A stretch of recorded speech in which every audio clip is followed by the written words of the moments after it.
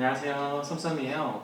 오늘은 갈치낚시 포인트하고 갈치낚시 방법에 대해서 한번 알아보는 시간 가져볼게요. 이 글 같은 경우에는 네이버에 갈치 서식지라고 치면 나오는 글이에요.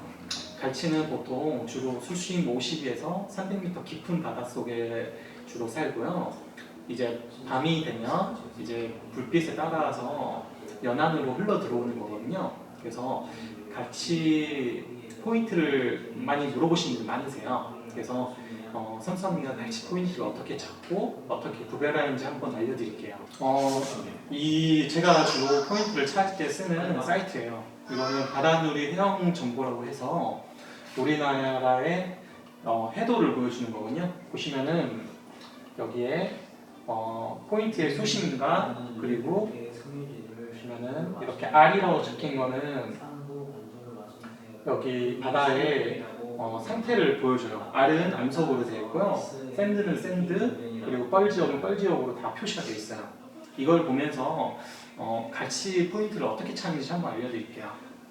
갈치 같은 경우는 아까 최소 50에서 300m 깊은 바다에 있다가 이제 연안으로 밤이 되면 온다고 알고 있잖아요. 그러면은 여기서 50m권의 깊은 수심을 찾으시면 되는 거예요. 먼저 50m 깊은 수심층은 보시면은 연도 밑에 쪽, 여기 연도 밑에, 금호도 밑에 연도 밑에가 있어요. 연도 밑에서가 전부 다 이제 50이 넘어가는 거예요. 그러면은 여기에서 보면 우리가 뭐 고속도로를 이용할 때도 잘못 말했네요. 우리가 여수에서 서울을 갈 때 그냥 일반 통행을 가지 않잖아요. 고속도로를 통해서 가게 되잖아요. 보시면은 이런 바다에도 고속도로가 있어요. 여기 보시면 약간 짙은 색으로 횡단수도 이런 식으로 나와 있어요. 이렇게 조류가 통하는 길이라고 생각하시면 돼요. 그러면은 보통 보시면은 이렇게 깊은 바다에서 이렇게 넓은 연안까지 수로로 이어져가 있어요. 그러면은 이제 제가 포인트를 찾을 때 가장 중점을 두는 거는 이런 수도, 해양 수도 깊은 바다와 깊은 이런 수로를 얼만큼 가까이 연안과 연계되어 있는 걸 가장 중요하게 보고요. 그 다음에 주변 수심이에요. 이 두 가지만 찾으면 갈치 포인트는 그냥 끝난다 보시면 돼요. 여기 보시면은 여기 돌산에 이런 선두 선착장 있잖아요. 선두 선착장은 이런 횡단수도하고 가까우면서도 여기 주변 수심은 최대 16m가 나와요. 그러면은 갈치 습성에 가장 맞아떨어지는 포인트가 될 수밖에 없는 거죠. 근데 반대로 보시면은 이렇게 이쪽 돌산 쪽에 우리가 자주 가는 향대방파제 볼게요. 향대방파제는 보시면은 주변 수심이 한 3, 4m밖에 안 나와요. 3, 4m밖에도 안 나오고, 그리고 수로하고는 그래도 연결되어 있어요. 연결되어 있기 때문에 갈치가 이제 들어오긴 하지만 많이 들어올 수가 없는 구조를 가지고 있죠. 아까도 말했지만 갈치는 깊은 수심에서 연안으로 흘러들어오는 어종이기 때문에 최대한 깊은 수심을 갖고 있는 해도에서 낚시를 하는 게 갈치 포인트를 찾을 수 있는 키포인트라 생각하시면 돼요. 그러면은 처음 가는 포인트에서 한번 갈치 포인트를 찾아볼게요. 여기는 금오도거든요. 금오도 보시면 여기가 포인트가 되겠네요. 여기는 한구미 선착장이에요. 보시면은 여기 수로가 최대 가까이 한 30m짜리 수로가 있고요. 그리고 이 방파제 주변 수심은 멀리는 16m까지 나와요. 그러면은 저희가 말한 요건을 다 갖추고 있죠. 방파제 주변 수심이 10m가 넘어야 된다. 그리고 수로가 가까워야 된다. 이러면은 갈치가 많이 잡힐 수밖에 없는 구조를 가지고 있어요.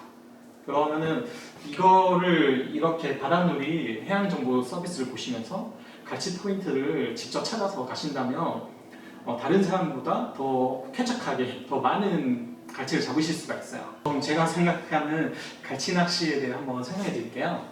아까도 말했지만 갈치는 이제 깊은 곳에서 연안을 오는 물고기잖아요. 그렇기 때문에 최대한 어느 방파제를 가거나 깊은 수심을 공략할 수 있어야 돼요. 그러면 최대 수심이 아무래도 방파제도 가까이 있는 수심이 얇고 여기가 5m라고 보면 한 2, 30m, 50m는 이제 한 10m 넘어가게 되잖아요. 그러면은 어디가 갈치 가장 많을까요? 가장 수심이 깊은 곳이 갈치가 많을 수밖에 없어요. 그리고 만약에 그네 쪽에서 바로 발 앞에 있는 이제 갈치가 뒤로 빠지더라도 10m에서는 잡힐 수밖에 없는 구조를 가지고 있죠. 그렇기 때문에 제가 생각하는 갈치 낚시의 채비의 가장 중요한 점은 비거리예요. 1번은 비거리예요. 비거리를 통해서 10m를 공략할 수 있어야 돼요.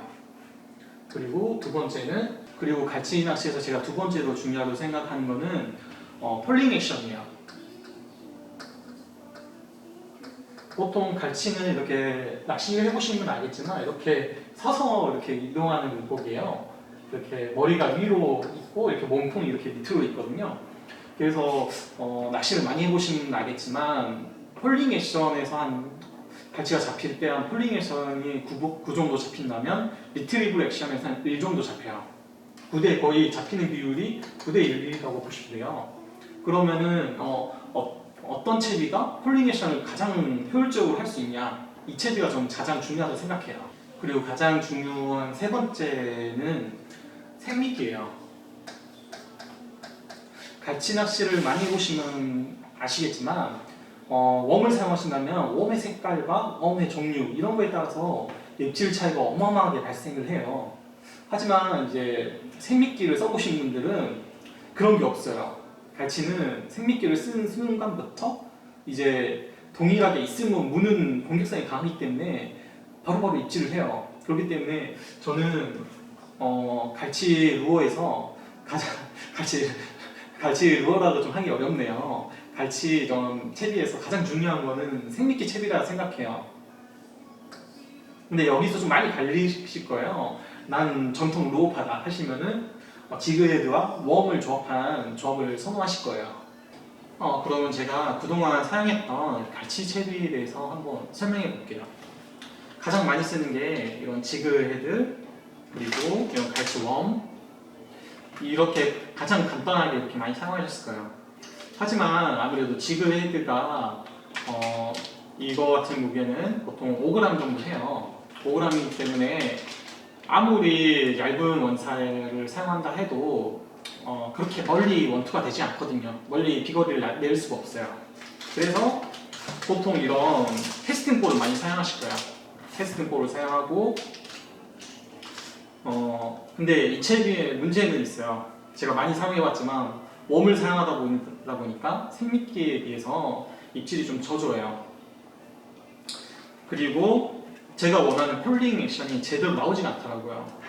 이 캐스팅볼이 정말 좋긴 하지만 그 정확한 보시면은 폴링 액션이 이렇게 수평으로 나올 때가 갈치가 입질이 가장 좋거든요. 근데 이런 캐스팅볼을 사용했을 때 약간 사선으로 떨어지는 구조를 가지고 있나 봐요. 그래서 폴링 액션에서 입질이 좀 많지 않았어요. 그래서 이걸 쓰다가 그 다음에 이제 다른 채비로 넘어가게 됐고요. 그 다음에 이거는 제가 진짜 같이 입문할 때 많이 썼던 채비네요. 이거는 갈치 지그헤드하고 웜하고 아예 일체형으로 판매를 하는 채비예요. 어찌 보면 초보분들이 가장 편하죠. 그냥 바로 이 채비 하나 딸랑 사서 합사에다 연결해서 던지면 되니까. 근데 이 채비도 아까와 똑같은 문제점을 가지고 있어요. 우선 비거리가 안 나오고 그리고 이제 이 색상을 타는 이 색상을 좋아하는 갈치만 잡을 수가 있어요. 그렇기 때문에 이것도 좀 사용하다가 이것도 거의 한 20개에서 한 30개 종류의 한 제품 다 써봤을 거예요. 하지만 완전 효율적으로 제가 원하는 만큼의 갈치를 잡을 수가 없었어요. 그리고 이제 그 다음부터 제가 이제 일본 제품으로 좀 눈을 돌리게 됐어요. 이거 같은 경우에는 보통 찌채비라고 하시면은 갈치 생미끼 찌채비예요. 이렇게 찌하고 여기 보시면은 바늘이 있어요. 이거는 갈치 전용 바늘이거든. 생미끼 채비.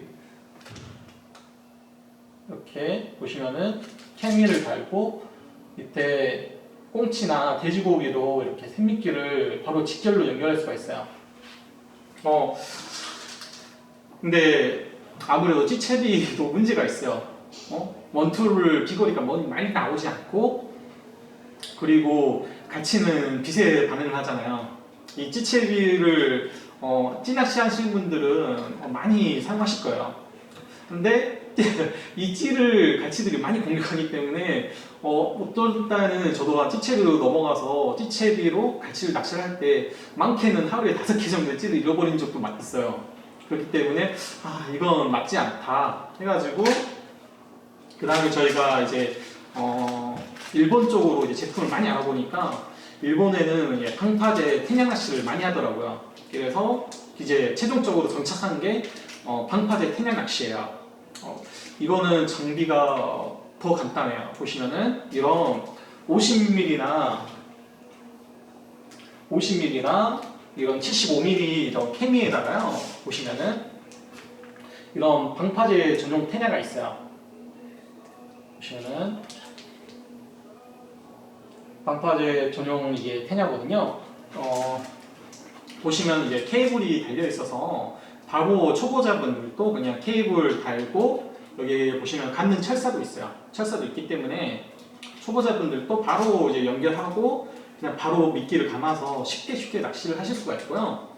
그리고 제일 중요한 거는 폴링 액션이에요. 이 폴링 액션 같은 경우는 이거는 수직으로 폴링을 하기 때문에 지금까지 사용했던 뭐 루어나 뭐 이런 찌채비나 했을 때 가장 입질이 활발했어요. 그렇기 때문에 갈치가 가장 좋아하는 수심층을 공략할 수도 있고, 그리고 내가 원하는 폴링 액션을 구현할 수도 있고, 그리고 세 번째는 이제 생미끼를 사용하기 때문에 가장 입질이 활발했어요. 그렇기 때문에 제가 갈치 낚시를 하시는 분들에게 추천을 드리자면 저는 이런 방파제 테냐 채비를 추천해 드려요. 그리고 기본적으로 이런 테냐 같은 경우에는 15g 이상을 사용하셔야 돼요. 그래야지 비거리도 나오고 이제 빠른 리트리브하고 빨리 폴딩 액션을 할 수 있기 때문에 보통 저 같은 경우는 15g 이상의 테냐를 추천드리고요. 그리고 이거 보시면 더블훅이나 싱글 훅이 있는데 전 기본적으로 싱글 훅이 좋아요. 더블 훅 같은 경우에는 아무래도 갈치가 이제 보면 입질할 때 위압감을 줄 수 있는 구조잖아요. 그런데 싱글 훅 같은 경우는 간단하면서도 갈치가 물었을 때 입질 확률이 더 높아요. 아까 왜 그러냐고 생각했을 때는 갈치는 자기 비늘을 상하는 게 엄청 싫어하거든요. 그렇기 때문에 더블룩 같은 경우는 자기가 이제 비늘을 공격당할 수 있다고 생각할 수 있나 봐요. 그렇기 때문에 더블룩 테냐하고 싱글훅 테냐를 사용했을 때 싱글훅 테냐가 입질이 확실히 좋았어요. 그러면은 오늘 이렇게 갈치 낚시에 대해서 영상을 재밌게 봐주셔서 감사합니다. 그러면 다음에 또 재밌는 영상으로 만나요. 바이바이.